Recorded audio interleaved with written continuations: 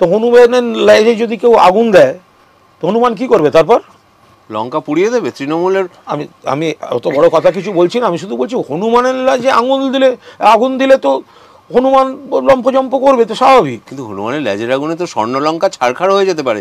কুণাল ঘোষ দলের অনুগত সৈনিক, ভোটের এই বাজারে কুণাল ঘোষ যা করছে সেটা সে ভাববে না? আমি দুষ্টু লোকেরা বলছে তুমি শুভেন্দুর প্রশংসা করছো বিজেপিতে যাওয়ার পথ খোলা রাখতে। বিজেপিতে ওয়াশিং মেশিনে নাকি তুমিও ঢুকবে। বিজেপিতে যদি আমায় যেতে হয় তাহলে আমি মানে আমাকে পশ্চিমবঙ্গের কারুর হাত ধরে যেতে হবে না। সেরকম উপায় আছে, যোগাযোগ আছে? আমি এইটুকু বলছি, যদি কোনোদিন বিজেপিতে যেতে হয়, আমি বিজেপিতে যাওয়ার কথা ভাবছি না।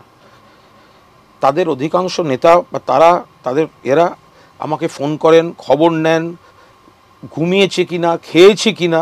তার মানে এই নয় যে আমি তাদের দলে যাচ্ছি বা তারা আমাকে ডাকছেন বা আমি যেতে চাইছি। শুভেন্দুর সঙ্গে আমাদের ঝগড়া, শুভেন্দুকে আমার থেকে বেশি গালাগালি কেউ দেয়নি। আমার দলে স্টার বক্তাদের যাদের নাম আছে, শুভেন্দুকে চোর বলতে গেলে তাদের তার আগে 5বার করে বাথরুমে পটি করতে যেতে হয়।